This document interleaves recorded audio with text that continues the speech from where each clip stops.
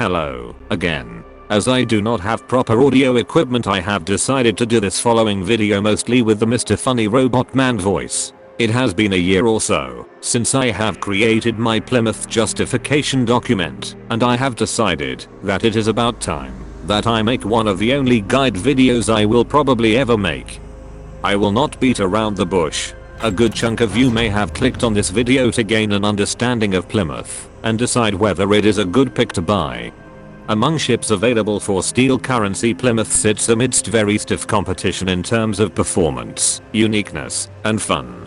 The short answer to the question, is Plymouth worth it, is in my and the opinion of many others a yes. However, there are some catches to this answer. Before going forward, it must be understood that Plymouth is not a friendly ship for new players. At least a decent amount of game knowledge is required to even play this ship, let alone make it perform. Plymouth, though in terms of equipment specifics has similarities to other ships, has a particularly unique role amidst cruisers at high tier that demands a nuanced understanding that its gameplay loop cannot really be appropriated to any certain tech tree or premium equivalent. Plymouth overall is a difficult ship that is not beginner friendly, but can also be satisfying, useful and intensely rewarding. With this little serious introduction out of the way, you can decide whether to click on or off this video if Plymouth seems to pique your interest. I hope you enjoy the following video and perhaps come to enjoy Plymouth as much as I and many others do.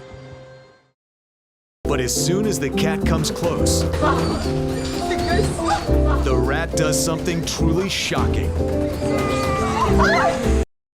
To preface a discussion on Plymouth, it is probably most appropriate to make a small side stop to comment on the current state of CLs, or light cruisers, in the current meta. As expected of prior talking about the reception of Plymouth towards new players, light cruisers, in general, are not a noob-friendly class of ships. CLs have a reputation of being driven by the clinically insane, chronic gamblers, or sweat lords. The reason for this is that light cruisers are arguably the most difficult class to play in the game, having very small tolerances for mistakes, and getting smashed by about everything under the sun. Aside from torpedo boat destroyers and some submarines, light cruisers perhaps have the most inconsistent game performance of any ship class in the game.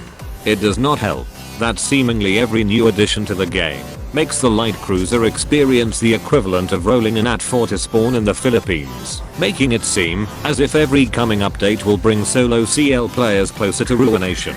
However, it is without a doubt that light cruisers are some of the most adrenaline pumping ships in the game, oftentimes requiring extensive effort, game knowledge and counterplay to perform, rather than wanking in a corner of the map watching as the 5-digit damage numbers roll in with a click of the left mouse button. I am the best battleship player on the earth. Plymouth, in comparison to other light cruisers, is relatively easy and oftentimes far more boring, but in exchange, has a more consistent game impact and gameplay loop.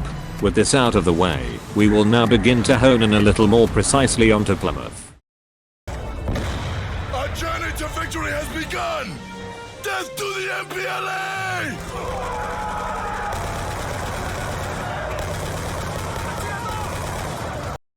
As stated previously, Plymouth does not really possess an equivalent tech tree or premium counterpart that mirrors or has a similar gameplay style to it.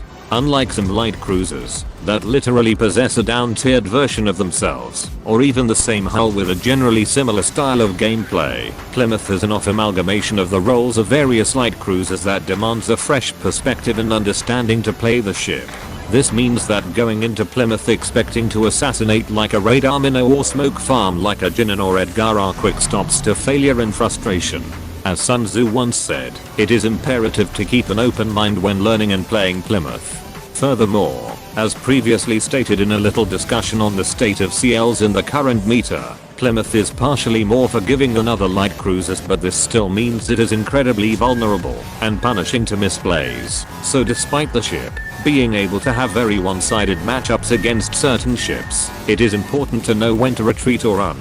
Plymouth in general is a very objective focused ship, meaning it is relatively lackluster at damage farming or aggressive plays, though it can do both. Adaptability to changing game conditions and a desire for victory over personal profit are fundamentals for upper-end Plymouth gameplay. As with other CLs, Plymouth is all about squeezing every maximum advantage out of your ship as possible. Other players may be squeezing the capabilities out of their ship, but you squeeze even harder. Though new players may not expect it, a single plate of armor could be the difference between a 0 and 200k damage game, and it is up to you to take every possible tool and advantage at your disposal to survive in an unfavorable meta game. My job here is done. But you didn't do anything. Are you sure about that? As a matter of fact, I am. Oh, Does this mean you're... 누구게? 씨발 누굴까? 손가락에 반지가 없는 거 보니 미나구나? 장난하면 못 꺾어버린다. 당연히 농담이지. 그러면 이제 맞춰봐. 야 자냐? 잠깐 졸았네. 요즘 너무 피곤해서 말이야. 이제 대답해. 질문이 뭐였지? 뭐긴 뭐야, 내가 누구냐고. 누구긴 누구야. 우리 자기지. 이 새끼 머리 쓰는 거 보소. 자기야 이제 손 치워줘. 눈알 뽑힐 것 같아. 자기 누구? 그게 무슨 뚱딴지 같은 소리야. 자기가 누구냐니. 닥치고 이름 말해. 전화 찬스. 그딴 거 없어. 너 진짜 내가 모를 거라고 생각하는 거야? 수작 부리지 마 이 새끼야. 너 지금 나 의심하는 거야 맞지? 이름 말하는 게 그렇게 어려워? 이건 이름의 문제가 아니야. 우리 신뢰의 문제지. 뭐냐, 그래 끝까지 한번 가보자. 네가 내 이름 모른다에 내 왼쪽 엄지손가락 건다. 너는 뭐 걸래? 이렇게까지 피를 봐야겠어? 쫄리냐? 쫄리는 건 내가 아니라 너겠지. 이 새끼 쇠바닥 노리는 거 보소. 마지막 기회 줄 테니까 이 손 떼. 마지막 기회는 내가 너한테 주는 거야. 이제 더 이상 돌이킬 수 없어.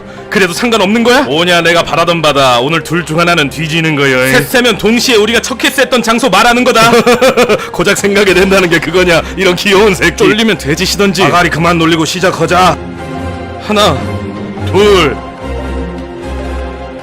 기도하냐. 가기 전에 마지막 한마디만 하게 해주라. 혀. 손이 많이 거칠어졌구나. 박효진. 틀렸어 이 개새끼. At this point in the video you may be wondering, damn, I've watched this long and this random YouTube guy hasn't even began to talk about what the fuck I'm supposed to do when I play this ship. Well buddy, good things take time, and we are getting to it. Upon talking to some of the best Plymouth players in the world along with my own opinion, a little consensus has been reached regarding Plymouth's actual role in battle. What I think encapsulates Plymouth's unique role in a single phrase is that Plymouth is primarily an objective-focused defensive zoning ship. It is a bit of a mouthful, but essentially what this means is that Plymouth is primarily a defensive ship, similar to other CLs like Jinnen and Edgar, while also having the ability to both choose to either hunt DDs or deny them from entering an important zone. Essentially, what one player has said is that it can sort of be considered like a radar minnow on training wheels. It may not be as fun, it may not be as exciting and daring, but it is much more consistent at its job, as well as discouraging destroyers from reaching key areas. Plymouth is also capable of blocking other ships similar to other defensive smoke cruisers with its 520k APDPM, which is frankly nothing to scoff at. Another Plymouth player has mentioned that contrary to its general view, that Plymouth has a lackluster damage output due to the existence of the Minotaur, Plymouth actually possesses an incredible burst damage output that can allow it to set up its own portable crossfire, while also stalling or whittling down enemy pushes. This means that Plymouth, while possibly losing out to more specialized defensive cruisers like Jinnen in pure power in stopping a push, are far more capable of holding a zone in the long term, because the ship cannot be zoned out by destroyers or CVs as easily through a cycling of its radar, smoke and hydro consumables. This unique defensive role allows Plymouth to stall concentrated pushes easier or camp and block the access of important areas like capture zones from the enemy team, contributing heavily to the tactical victory of a flank. As previously mentioned, this defensive stance means that Plymouth may not be the most fun light cruiser, but compared to others like Austin or Colbert, that though higher in the adrenaline junkie scale, but have limited avenues of counterplay for game element like aggressive destroyer spotting or repeated CV attacks, Plymouth is far more consistent in doing what it is meant to do. Naturally, Plymouth's defensive orientation does not mean that it is an invincible bulwark, as a concentrated radar push will teach many new Plymouth players, but the understanding of game mechanics, the timing or enemy consumables and the understanding of when a situation becomes untenable are also essential parts of understanding Plymouth's job in a game. Essentially, as mentioned previously in the Plymouth Mentality chapter, and by many of the aforementioned players, Plymouth is a ship that is geared to win games. Though Plymouth is not invincible, with many players noting its turret angles, requirement of at least light team support, to create crossfires and more consistent spotting to offset its inability to farm down bow on battleships alone due to a lack of HE. The ship regardless is noted to have a large influence on battle outcome already due to the combination of its firepower and consumable kit. This is also the same reason why, with its limitations in ship speed, gun angles and an inability to individually stop high HP pushes, many players attempt to fit Plymouth into the role of solely being a passive damage farmer, only to be met with poor results. Plymouth's role as a defensive zoning ship must be complemented with an understanding of objective-based play, and how you can use factors such as your teammates and smoke screens to multiply the lethality of your armament, damage more valuable targets, and be at the right place at the right time. As a final disclaimer, this was dominantly described in a random, or ranked setting as opposed to a competitive one. Like many other smoke ships and light cruisers, Plymouth does not fare well in modes like clan battles which greatly favor heavy cruisers, but nobody is stopping the ones who dare.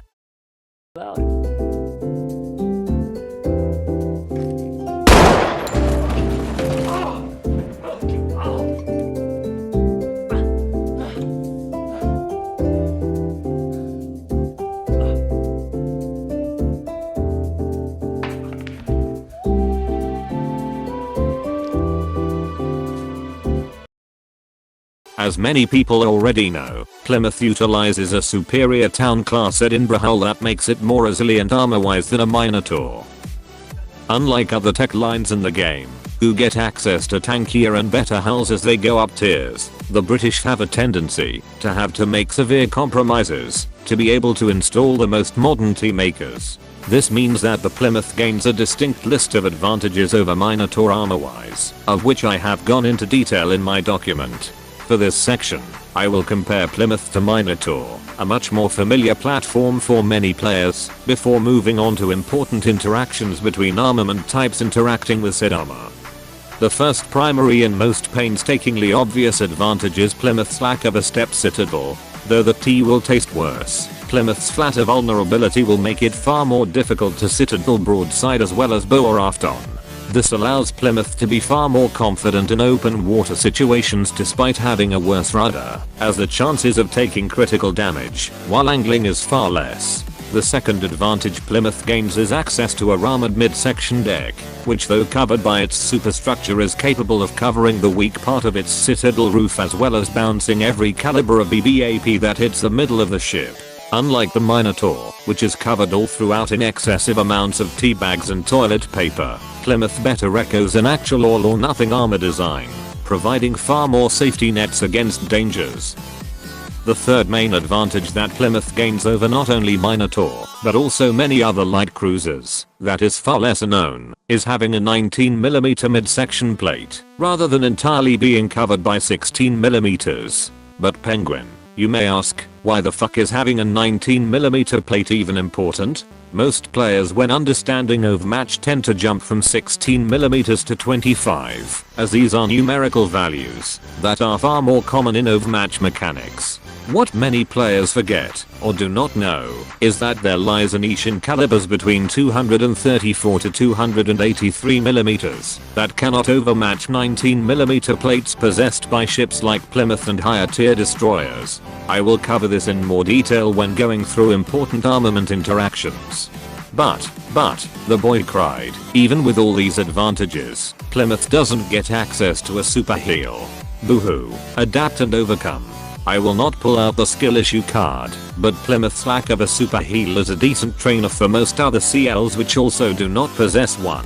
In the end, Plymouth is still a light cruiser, and its armor is expectedly trash, but my intention in showing you only benefits is to hopefully breed a mindset of pushing to abuse your armor's strong points, rather than lamenting on getting dicked by a battleship for free. However, I'm not here to be a philanthropist. From here forth, I will go through some important interactions common armaments have with Plymouth that are worth remembering. A. Malta. If light cruisers were little children, then Malta would be their sleep paralysis demon. Though renowned for being the bane of many a light cruiser's existence, prospective Plymouth buyers may be glad to hear that Plymouth potentially has some of the best resistance to Malta outside of not being able to be bomb-penned at all, for a couple of reasons. The first counterplay Plymouth possesses is quite obvious, it's smoke. Though wasting a smoke screen to potentially avoid a CV squadron sounds like about a good trader's putting your month's wage into a pyramid scheme, when seen in the perspective of life and death, the choice becomes far more logical and easier. Having the option to disengage with a smoke screen at all instantly places Plymouth's odds of survival against Malta far higher than other light cruisers like Colbert, Brisbane, and Nevsky. Again, Plymouth is not really foremoaning about what you cannot prevent or have, but knowing every advantage and choice you possess, and exercising precise application. The second saving grace for Plymouth is that though Malta's AP bombs have enough pen to reach Plymouth's citadel, its 109mm of pen is insufficient to often comfortably citadel a Plymouth.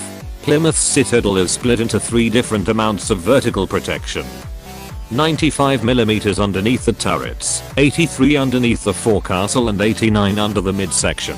This, while seemingly useless in stopping Malta, is far better than other light cruisers like Minotaur which possess only 68mm of vertical protection for most of the ship, as the 109mm pen value of Malta bombs only reach their maximum when falling from a perfect 90-degree angle. Plymouth's thicker vertical armor can often elicit less citadels if the Malta is not slowing down during its drop phase, as the angle of incidence will be greater. This will mean the bomb must pen more armor, and devastating damage will be more inconsistent. The third fallback is Malta's bomb dispersion, especially when broadside, as well as the nerf to Malta's total bomb count. This means that when angling, Plymouth very rarely takes any massive damage from Malta, though this of course puts yourself up to a crossfire threat. While all of this can be taken as only a band-aid over a gunshot wound, Plymouth admittedly still does fare better than many other light cruisers in this regard. B. 234 to 283mm. One of Plymouth's least known armor quirks is its previously mentioned 19mm belt, and this has an underrated impact in bouncing large cruiser calibers between 234 to 283mm. This means that within large cruisers, any with a caliber lower than Guerdon's 283mm guns will auto-bounce on Plymouth's midsection. Cruisers such as Henry, Castilla and Napoli which would typically smash light cruisers will find it difficult to deal with an angled Plymouth. As this 19mm plate is an often little known or forgotten fact, this has personally been exploited during my games more times than I can count, which the following clip will demonstrate.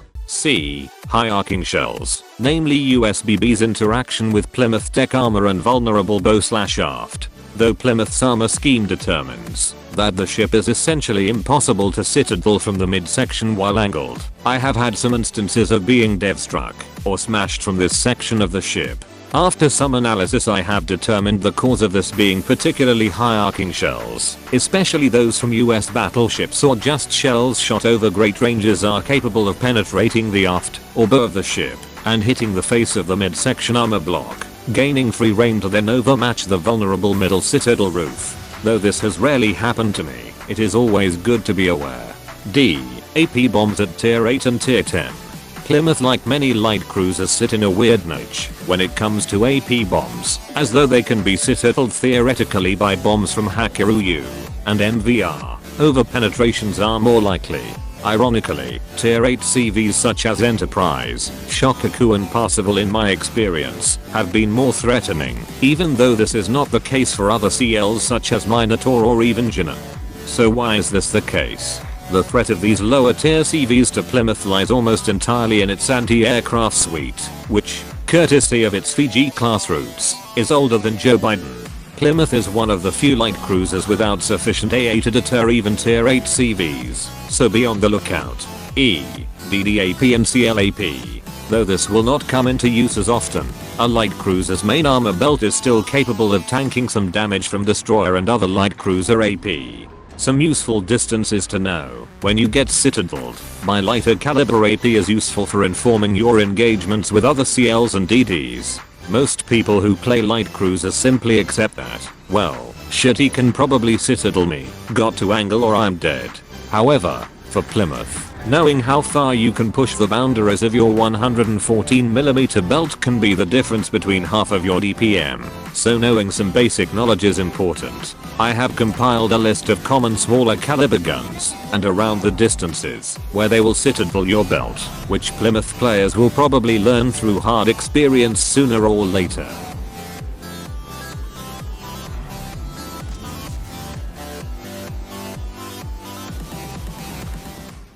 Two different types of chamber that were going to be available for this gun.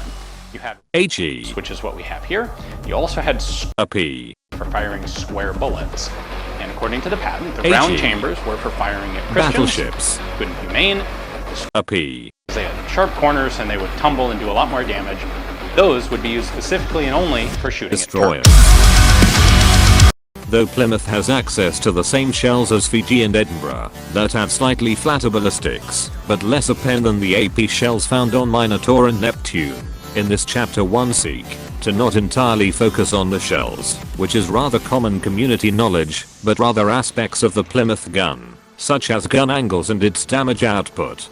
As a basic understanding of geometry dictates, placing more barrels into a single turret will result in poorer turret angles. As of current, until Wargaming releases some batshit tier 11 super ship Tillman Vermont, quadruple barrel turrets in this game will generally have the worst turret angles, and Plymouth is no exception. For prospective Plymouth buyers, it must be known that Plymouth's turret angles are not simply annoying or bad, but really bad.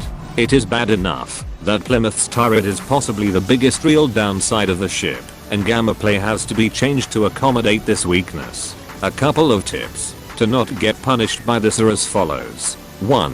When in smoke, be aware of how likely someone is to blind fire you, and make sure that, if you are broadsiding multiple ships even when unspotted, you are angling, and both constantly moving at slow speeds throughout your smoke screen.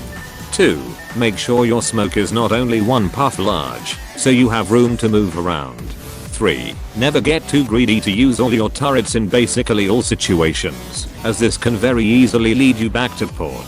One of Plymouth's strengths is that it will always have access to half of its DPM regardless of direction, and even 260k AP DPM is not an insignificant amount of damage to dish out. To compare, even half of Plymouth's DPM is higher than 2/3, or the front-facing DPM of a Gibraltar. So oftentimes Plymouth users must be aware that temporarily sacrificing a bit of their damage must be prioritized for survivability. Now, Plymouth turret angles, while admittedly very bad, are not the end of the world. Plymouth's gun is also the reason why it can dish out so much damage, which is what we will discuss next. Its AP DPM. One of Plymouth's highest strengths, aside from making destroyer mains uninstall the game, is its interactions with other cruisers, particularly other CLs. Though Plymouth does not have the best AP DPM, it occupies a privileged position, where it can either outspot any ship that can smash it, or outgun any ship that has better concealment. Some cruisers that have similar concealment and better damage, such as either a radar or smoke Minotaur, will get out-gimmicked. Plymouth's unique position of being able to outgun many ships that have lower or similar concealment and shadow, or play around ships that outgun it, heavily relies on not only its massive consumable utility, but also its incredible DPM relative, and the keyword is relative, to its concealment. This kit, as highlighted within the chapter on Plymouth's battle roll, allows it flexibility and the capacity to control more engagements than its base stats would reveal. The next thing that I will cover with Plymouth's gun is its salvo weight. If you are capable of reading or visually admiring the huge broadside of Plymouth's turrets, it becomes abundantly clear that Plymouth stands apart from other cruisers in its 16-gun broadside, which unlike ships like Hector or Colbert, can realistically be brought to bear in many circumstances. What this means is that Plymouth, as a light cruiser, has an enormous salvo weight, or in simpler terms a lot of shells and damage in a single salvo. This slight advantage is actually particularly important, because Plymouth only has AP shells, which means when you are trying to take opportunistic shots you want to fit as much damage into a single salvo as possible. Another great advantage of Plymouth's salvo weight, compared to a counterpart like Minotaur, is how it interacts with destroyers. Due to AP ammo, most destroyers when faced with a Plymouth or a radar Minotaur will instinctually turn out upon being caught in a trap, in order to reduce as much damage as possible. What this means is that in the majority of engagements against DDs, the very first salvo in which you first catch a destroyer player by surprise and give them very little time to react is essentially the most valuable salvo, as they are either broadside trying to turn out or in an otherwise vulnerable position where they cannot disengage. Any follow-up salvos, where the destroyer has had more time to take a more favorable position, will result in escalatingly lower damage due to more AP ricocheting on an angled hull.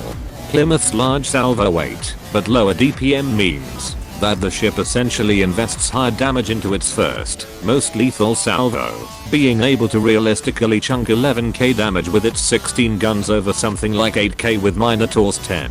This has a higher chance of crippling especially a good DD player caught in your radar trap easier from the onset, and is one of the marked advantages of a high salvo weight. As a final note, I will place on screen a list of distances which your AP shells will sit at all various common targets, which will help in giving you further options in cruiser-to-cruiser fights.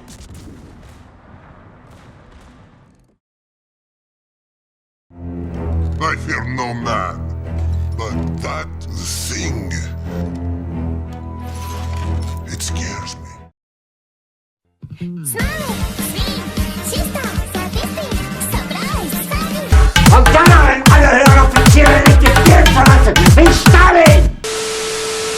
Hello, so I decided to end up doing this section of the video just using my voice rather than using a text-to-speech program, because there's quite a lot of things to cover, and if I go through text-speech programs it's going to take way too long, so audio quality may not be the best, but bear with me.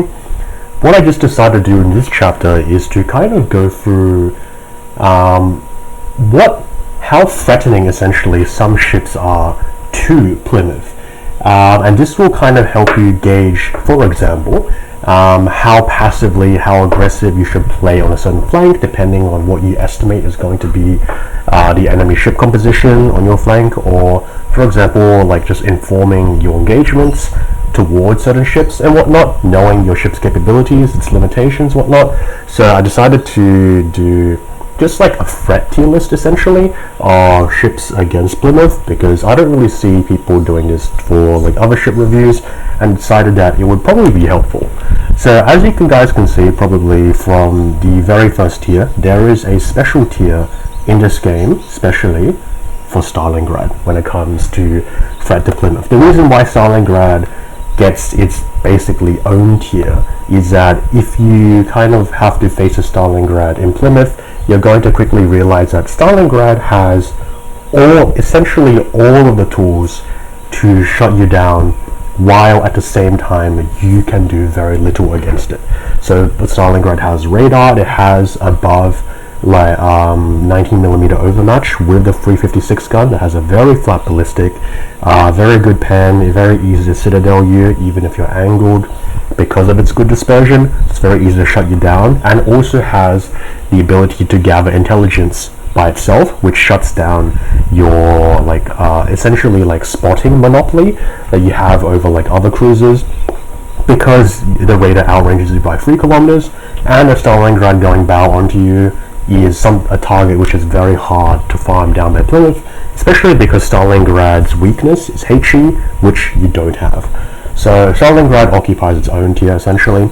Next ship that we're going to go through that occupies S tier by itself is actually essentially something that you might not expect. It's actually Rhode Island, and even though Rhode Island gets pretty trashed on by other BBs, it's actually very threatening towards a Plymouth and a lot of like other light cruisers, even stuff like Jinan, because Rhode Island is one of the, it kind of just fits a niche which makes it very good against thin plating cruisers such as Plymouth, because as long as you don't have 25 mil, Rhode Island's lower gun caliber isn't really going to matter when it comes to overmatch mechanics, while the ship is also really fast, so it's kind of just using a Georgia hull. It's a bit harder to hit than normal BBs, and also Rhode Island's radar can match Plymouth's own radar range, which is particularly dangerous, because if, for example, you're facing a good Rhode Island player, they can hold their fire, and you no longer have a spotting monopoly because you guys both share a radar range. While at the same time, Rhode Island has very fast firing guns. Generally speaking, when it comes to CLs like Plymouth, you're a lot more worried about BBs that fire fast and have higher shell quantities, rather than facing, for example, larger overmatch values, like some heavy cruisers, for example. So Rhode Island is actually particularly damaging towards Plymouth. Fast firing guns, it's fast, you can close a distance. I'm pretty sure it's actually faster than Plymouth with engine boost, and it has the intelligence gathering capacity to shut down your spotting monopoly. In A tier, we have quite a few ships actually now, so we're kind of getting to like just general threats you should really watch out for, because you can't really do much against them. First and foremost, you have Moskva as well as Petro, if I can find it. Yeah, here it is. And essentially, this is kind of a bit of a no-brainer, Moskva and Petro. Even though they do not overmatch Plymouth with only 220mm AP, they still do have the spotting capacity, which outranges you by 3 kilometers. Moskva has a longer radar and also the faster fire rate, but Petro has the AP angles to catch you off guard, especially because Plymouth has bad firing angles, but it just has a shorter radar. So Moskva is a lot more threatening towards Plymouth. Petro and Moskva are both very hard to farm down when they are bow on. Moskva is a bit easier, like you have a bit more counterplay against Moskva, because you can like Citadel Moskva, it's a if you were listening during the Plymouth gun chapter, it's actually impossible to Citadel a Petro in Plymouth because of how the short fuse AP works, but you can Citadel a Moskva. Regardless though, they do have the spotting advantage, especially Moskva, which is very damaging, because their team's BBs and whatever will start shooting you, and you will have to, like, basically if they push into you, you're forced to go on, like, you're forced to basically give up ground, which is something you don't really want to be doing too much in Plymouth, so they're rather threatening against you. Next thing is really just radar cruisers that have decent radar range, but also have more than two gun caliber higher than 283mm. So essentially, they can overmatch all of Plymouth, while also having the intelligence gathering capability to make sure that you don't have that spotting monopoly. Case in point here is Puerto Rico, but you can also like fit in like Alaska over here.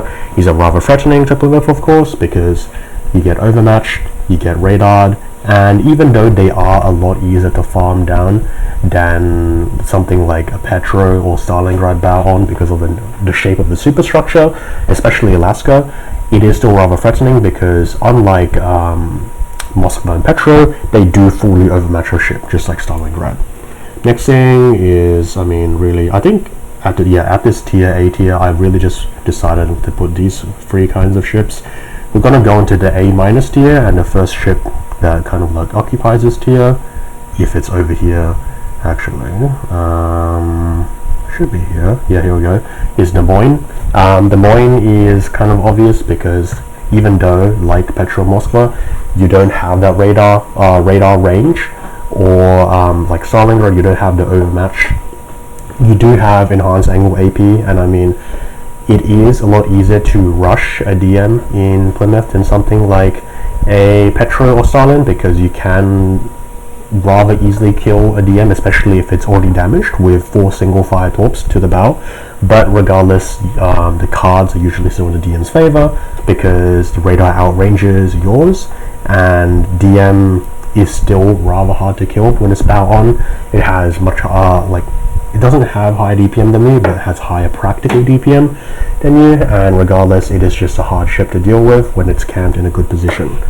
Next thing we're going to cover is Loria, because when it comes to BBs, it was already mentioned before that faster firing BBs are more dangerous, but because Loria's SAP actually very annoyingly pens 114 millimeters, which is exactly enough to Citadel Plymouth against its belt, because it's also 114.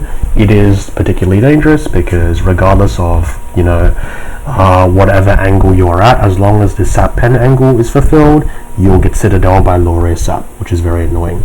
And then kind of on that note, you also have stuff like Mecklenburg and Burgoyne. Essentially, these ships which can output a lot of AP downrange at a very fast amount of time, as well as in the case of Mecklenburg with pretty good accuracy. These are the BBs that are like most dangerous to Plymouth, because overmatch isn't really necessary to deal with light cruisers like Plymouth, only really like Worcester. But with stuff like Burgoyne and especially Mecklenburg, even one salvo can be very crippling to your ship if you didn't kind of like pre-angle beforehand. So these BBs are rather dangerous. Next thing we're going to cover is the B tier. So we kind of just cover here like normal battleships. It's kind of a very generalist statement, but most battleships are pretty dangerous to Plymouth regardless, because they can full overmatch rather easily Citadel your ship. Ships, as I covered already in Plymouth's armor, battleships that have faster fire rates but also high arcing shells like the American BBs, because of like a certain quirk in Plymouth's armor, they are rather dangerous because they can Citadel Plymouth at longer ranges. But generally speaking, I'm just going to use Montana here as kind of like an icon to represent all battleships. But generally speaking, the more faster firing and the higher quantity of guns a battleship has, the more dangerous it's going to be to a Plymouth generally. Because if all of your shells are going to overmatch, then you're really just trying to maximize the amount of shells and the accuracy of shells you're like kind of throwing down range to deal the highest like probability of a Citadel as well as the most damage as possible. So generally speaking, even though I put all BBs here, there are some BBs which are higher above others. Other than that, you also have kind of like other radar cruisers that have a decent radar range, but may or may not they won't have guns that are above 283 millimeters in caliber. So these are kind of like radar cruisers like Brisbane or like Radar Minnow, for example. And even though they aren't going to be really killing your ship per se directly with the ship's armament, the radar is still very dangerous because it destroys kind of like the spotting monopoly you have with your radar and smoke, and allows other ships on the team to take pot shots at you, which will be very dangerous. So, I mean, with like, stuff like Brisbane, 12 kilometers radar, even like that 10-second-ish window for the Brisbane's teammates can lead to a death strike for you. So they are still threats you shouldn't take seriously at B tier. Going into B minus tier, the first ship I placed is Salem, and then Salem of course is a lot less threatening than Des Moines. It is kind of dangerous, as dangerous as Des Moines in certain departments, but the reason why I put in B minus tier is because it has a much lower radar range, so there is a lot more of an avenue that Plymouth can use to play around, as well as the fact that because Plymouth's radar is 9 kilometers, it actually gains a bit of a spotting monopoly against Salem, especially because there's a chance that Salem is also running Hydro, which I see pretty often. But I mean, with the enhanced angle AP and whatnot, it's the same deal as Des Moines.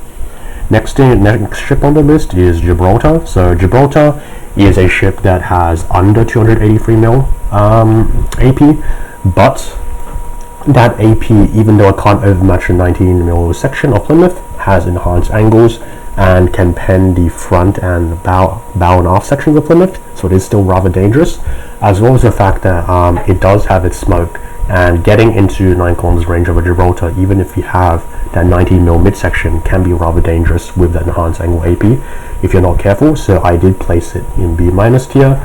And then in this tier as well, you have Napoli, which kind of like the AP kind of suffers the same problem with Gibraltar, where you can't overmatch Plymouth's 19mm section, but Napoli has good armor, unless you're broadside to a Plymouth, of course, which makes it rather hard to farm down. And also, if a Napoli tries to run you down, you're usually not going to be able to dev strike it with 4 torps, as well as the fact that its secondaries are also going to melt you down because they full pen you.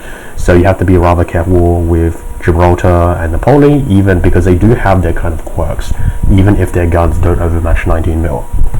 On that topic, we're going to go into C tier, where we're kind of like facing cruisers now, like Castilla and also Henri, who have 200 and, if I remember, what was it, 240, and I'm pretty sure Napoli was, how much, I forgot, but like it's below 283, can't overmatch a 19, I know that for sure. I just had a bit of a brain fart. But essentially these two ships have, like, even though they have AP that overmatches 16mm, which is going to be devastating against something like a Minotaur, for example, or even like a Jinan in some sections of the ship, they are rather like kind of more so weaker than to Plymouth than other CLs, because Plymouth has an enormous 19mm section in the middle, which can auto bounce their AP. So even though, you know, you would expect these cruisers to be rather good against light cruisers in general, Plymouth does have a bit of a resistance here, but you still shouldn't take them kind of like as nothing, because if you do show broadside, they are still going to Citadel you, especially with Castilla with its burst. It can just one-shot you if you're not careful, but you do have that counterplay with your 19mm midsection. Also here, this is something that people might not expect, but running through like the gameplay that I have, I would kind of like put DDs that dump a lot of torps, especially ones that you can't really see. Case in point here being Yu Yang, but also like Shima to a certain extent, and like other like torp boats like Somares. They can be rather dangerous, because if you don't, like Plymouth kind of like sometimes is a problem where even though if you zone out the DD, they can still pressure you when you're trying to hold an area, especially with like ships like Yu Yang and Somares, which have a rather decent torp range, very good torp range in case of Somares, that allows them to kind of like exert pressure on you. And with Plymouth, of course, you're a light cruiser, you don't have much torpedo protection, so even a single torpedo hit can change the outcome of the game for you, especially if it's from a Shima. And so I find that usually when you're smoke farming, especially because you can't have Hydra on all the time, and Plymouth also is a kind of ship where you want to play kind of away from your teammates in a lot of circumstances to create the crossfire. You can't cycle Hydra with your teammates, and that can lead you to eating or like trying to dodge torps more often than you would expect.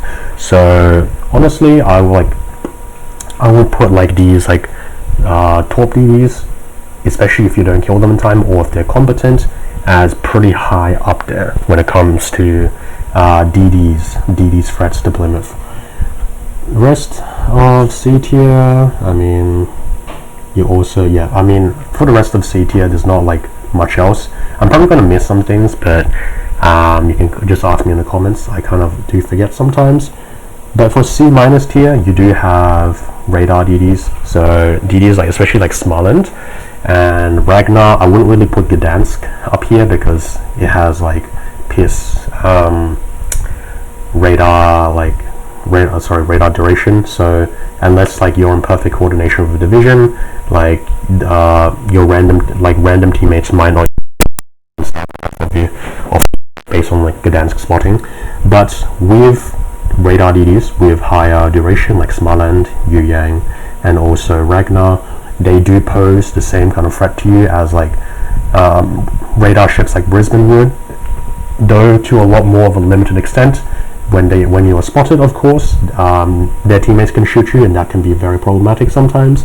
Aside from that, I would also rate very maneuverable DDs like Kleber, Marceau. I would say Kaba, but Kaba like eats a lot of shit from AP. So probably something like Grozovoy or something along those lines, especially DD, essentially just very fast DDs where even if you do catch them in the radar, it's pretty hard to kill them, honestly, if they are semi-competent. because of the fact that they are so fast, or they have other gimmicks like saturation that will aid in their survival. And of course, if you can't really kill the DD, then it's still going to be exerting pressure, even if you are limiting that with your area control. So aside from that, you also have cruisers, basically that like have lower than 234mm calibers, so they can't overmatch any section of Plymouth, but they are still cruisers. They have AP, they have like other things that can just like, you know, melt you down or citadel you when you're broadside, so don't like, you know, underestimate them.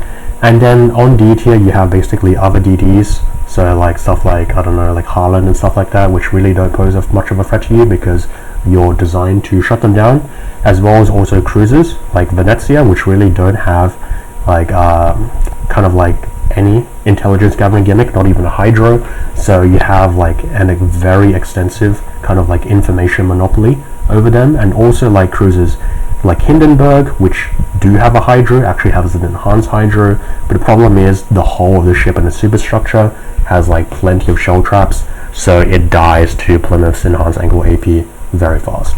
Essentially, that's basically the threat tier list, kind of like just explained how you like, I don't know, like how you should be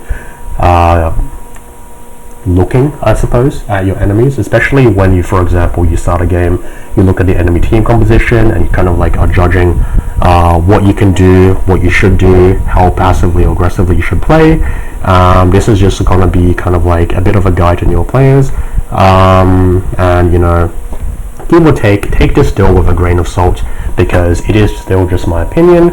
But we're going to go on to the next section of the video. Step number 1, use 2 screws. There's only fucking one! Step number 2, screw through plank. How the fuck am I supposed to screw that? Step number 4, calm your ass down and sit for... Hey honey, just being grounded by an instruction manual! Though other ship guides will give you a stat overview, and then ask you to experiment and play the ship yourself, or provide a redundant statement which runs something along the lines of how each battle situation is different, and as such describing how a ship plays a game will never be the same.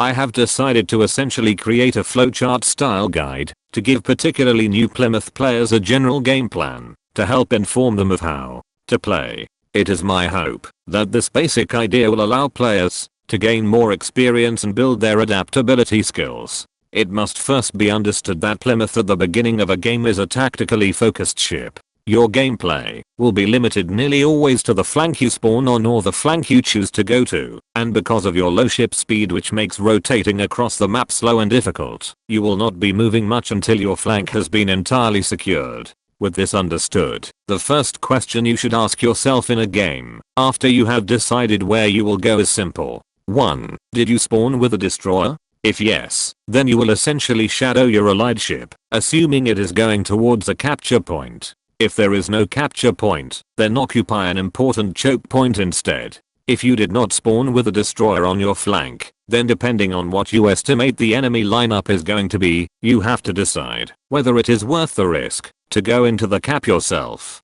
Using Plymouth's superior concealment and firepower, with either option your preliminary goal is to gain control of the cap and gain what is commonly called win condition. For newer players, what this is essentially a certain state of the game, which if maintained, will lead to a game victory. As mentioned in Plymouth's battle role, the ship's dual objective and defensive focus means it excels at gaining and maintaining win condition, at least tactically on the flank it fights on. However, this is where the second question comes in. 2. Are you able to get the cap? If you have gotten the cap, are you capable of maintaining control of the point? If the answer is yes, then you continue to maintain control to gain maximum benefit from that cap. If the answer is no to either of the two questions, then your goal transforms to becoming more defensive than objective focused. Here, your goal becomes to hold the enemy push for as long as possible for your other flank, to hopefully make a push of their own. Essentially, even though you may not have gained win condition on your flank, your presence is capable of preventing the enemy push from spilling and flanking over to another side of the map, allowing that side to more easily play for a win condition of their own. However, if you are able to maintain win condition, there is a final question. to dictate Plymouth's general gameplay loop.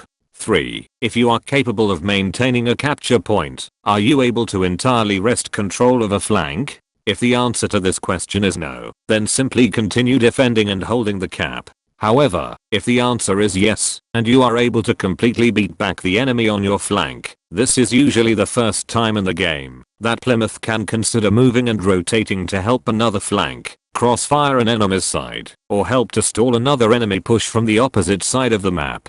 This is where game conditions unique to each match will affect judgment, and where adaptability is more important.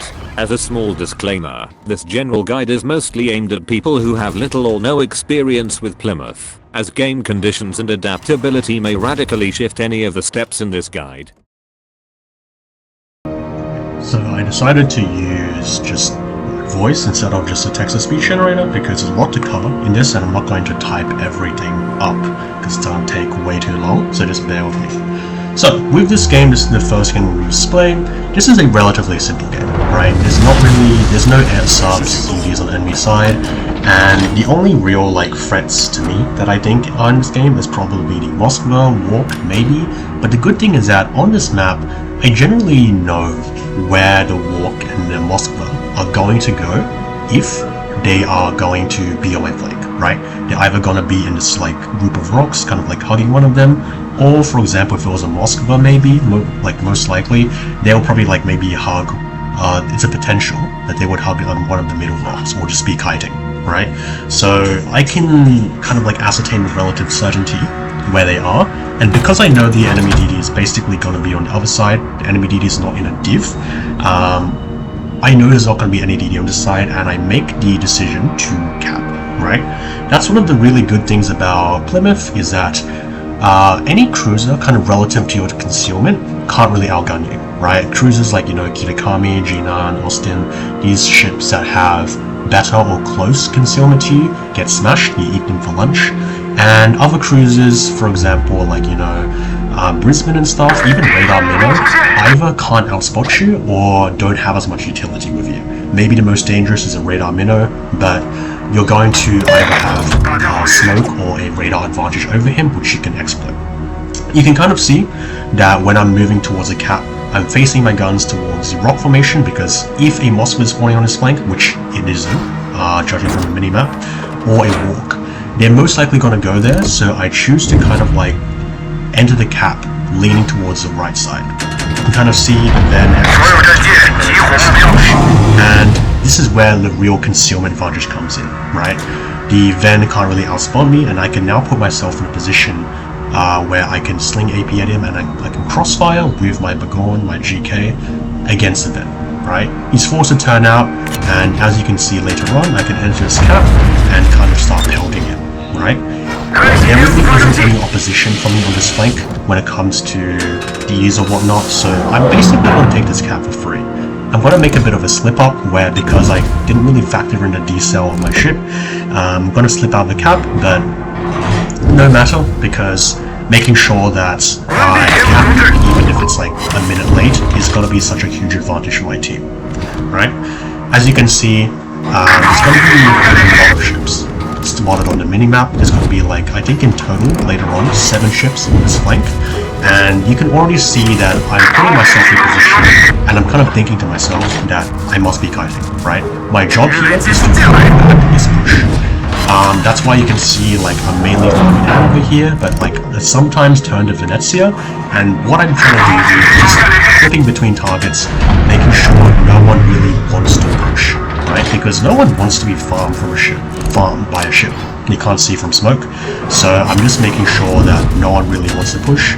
My GK is killing himself, which is even worse, and it's kind of makes it so that we only have 3 ships defending this flank. But this is the kind of situation that Plymouth really excels at, right? Is that basically fighting sort of a delaying action against a numerically superior force is something that Plymouth and some other cruisers are particularly good at, right? For example, if there was a G9 on this flank, it would also be really nice, but if theoretically, let's say, there was a DD on this flank, trying to basically push up the enemy team. G9 would be in a vastly inferior position to defend this flank than a Plymouth. You can kind of see from this current position of game, we just got the cap, and this is very important, right? It's super important that we got this cap because first off, we are a short condition tactically for this sector of the map, and because you can see our Shimmer has got a mid cap, which isn't as tenable as A, but still is very important, we can start relieving pressure on C because on C, the Kita has to be tied down in order to maintain C cap, and we've also relieved pressure on that side so that the ships kind of like in spawn over here, you can see, are basically kind of allowed to kite and still maintain wind condition because we've gotten the cap on our side, right? Kind of see that, you know, the Ven has gotten the memo. If he doesn't push on this side, his team is going to lose, right? And we can kind of exploit that advantage.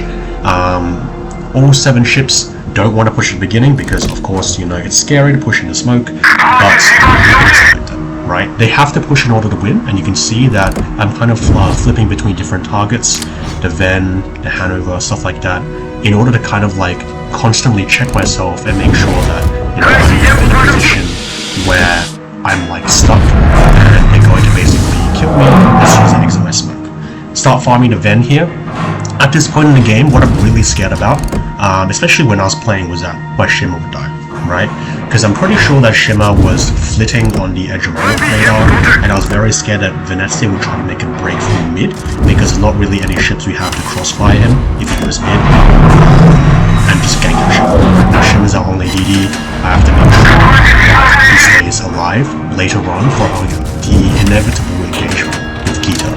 So I'm just farming down the Ven here. I'm constantly checking between Ven and the other ships. That's why I'm kind of like free looking between salvos in order to make sure the Hanover doesn't get too close, because the Hanover has way too much HP. If he decides to just hard push, we can't kill him in time before he will gank me and I have to run, right? This is something you have to do in Plymouth when you're fighting against a vastly superior force, is understand that you can't stay in the smoke forever, right? You know, smoke is not some sort of investment where, you know, like leaving it early will mean you don't get the maximum value out of it. Making sure you stay alive is far more important than, you know, staying like your smoke for the maximum duration. The Ven is kind of like, you know, backed off and like, you know, now I have free reign over the Hanover because he's broadsiding for some reason. I think it's because he wants to get that stuff off. I'm not thinking about it. See later. Actually, the 2 when I first had this one off. But it's not too much of a concern for me because at this stage of the game, the fact that I was able to get the cap and still be in a relatively good position to hold back the enemy push is something I would gladly pay half of my HP for, especially since I can heal some of this back later on. The Hanover has got a memo, so now I switch my attention to the Yamato, which is like, you know, I haven't really fired upon, so he doesn't feel as much pressure as Hanover, right? My smoke's on a phase, so stop firing. Just go talk to Yamato prematurely because he's pushing in slightly. He's going to go into the range of my torps, even if they are 10 kilometers. So I now focus on trying to reposition myself into a better kind of like place. I also see that on the map my Burgoyne is kind of like moving towards the wide sector left side of this map, so I kind of like decide at this point I want to stay here, right? Because later on in the game I want to be in a position where I want to crossfire the enemy team with my Burgoyne. Another thing you'll see that I'm going to be doing a little bit throughout this game is that when the Ven dies, the Shimmer decides to actually go back towards our side. And the thing with Shimmer is that because the detectability on the torps are pretty bad, you don't really want to be kind of in a position where the enemy team can simply just barrel into you. So I'm always going to be trying to crossfire with the Shimmer. You see the Shimmer launch torps? And then now I'm putting the Yamato in a more precarious position, where he either has to broadside to my AP, or he turns in and he will eat Shimmer torps, right? Actually net 2 lucky torps over there, and you can kind of see later on, I'm just trying to confirm the kill on this Yamato. I'll just switch later to the other Yamato on the right left side, because I can see the Shimmer torps, like okay, they're going to finish him, so I don't bother with him anymore. I'm flipping over to this Yamato because he's actually right, and I'm gonna have to make sure that he basically isn't able to make any sort of play as long as I'm here. As you can see, I predicted that Burgoyne was going to move over to the other side. I start talking the Yamato's escape path because the Yamato kind of realizes he fucked up because he either has to broadside to Burgoyne or he broadsides me, right? Neither of them are going to be a very advantageous kind of situation for him. So I just talk where I think he's going to escape from, which is around like basically the rock, kiting out with the rest of his team. And you can see that even though he actually doesn't take that path, he decides to basically broadside me again to kind of make sure he doesn't take more damage from the Burgoyne, which is also very beneficial. So essentially this is just some basic torpedo marksmanship, and you're trying to read the mind of your opponent a little bit and make sure that even if your torpedo salvo fails, you put the enemy basically in a bad spot, so you can make even misses beneficial towards your team. You can see the Yamato is taking a crap ton of damage because he's in a crossfire with like Ishiro, Burgoyne, and me, and he just moved down. And at this point, we've basically won this one, right? The Azuma, the Reaper, and the Hanover are pushing out, and it's at this point that we have basically two options that we can consider. The first easy kind of way out is to make sure that we just chase the Azuma and the Reaper, make sure they can't ever counter push, but that's not really what's on my mind. As you can kind of see, I'm kind of thinking over here, I'm free looking, and then I decide to basically go to mid, right? The reason for this is because if the enemy ever wants to win this game, they have to cut through mid and make sure they get the mid cap, right? Even though it's not the best position because we have a Satsuma and Izumo kind of cross-firing their push into mid, it's the only way they're going to win the game, right? And as you can see, I just called it. Nikita makes a spearhead into B, I ping it to bring attention to my team, and I start moving towards B, right? What I really don't want is, right now, is my Shimmer to actually just YOLO himself into B and get himself killed, because it's a 17900 Shimmer. I'm just basically, telling him to get back here, because I don't want to lose him, basically, right? I'm doing, with Plymouth, a lot of things you're gonna have to think about is the survivability and support of your own destroyer, because Plymouth, even though you counter destroys by yourself, benefit massively from having DD backup. So now, what I'm kind of really concerned about is the Repub and the Hanover. You can kind of see, I think later on, now, I'm kind of flipping between them and also the cap, because I want to make sure that I don't get kind of cross-shotted out before I can get into a position where I can zone out the Kita for out my Shimmer, right? Shimmer actually managed to get into cap just before he flipped and keep himself alive, but you'll see kind of later on that they're going to meet, right? The Kita and the Shimmer are going to meet, and I'm just I have to open fire here, because I have to put pressure on this Kita, make sure he doesn't just int and gank out Shimmer. So I decide to make kind of the risky decision here to just fire on the Kita, make sure that he can't zone out and just smash our Shimmer for free. I do eat a bit of damage here, and I do make a bit of a misplay later on because I get kind of a bit of my HP shafted, and then I decide to smoke after I go under pressure, which is something you don't really want to do in Plymouth, right? You don't, for example, want to eat 2 Citadels and then just panic smoke. Over here, I don't really have a choice. I do have to stay here, because if I'm not here, the Kita can just rush into our Shimmer. You can see our GK and Satsuma are kind of scared, so they're just running away. I have to stay here in order to make sure my Shimmer stays alive. Hydro, because I know TRB, the Kita's going to TRB, and my maximum priority right now is to make sure I don't eat any torps, right? This is the thing with Plymouth. Sometimes you can't use all of your guns, and this is something you're going to have to learn eventually, is that you have to prioritize your own survival in some situations over getting your maximum firepower. So over here, I can't really use any health because I just got ganked by JB.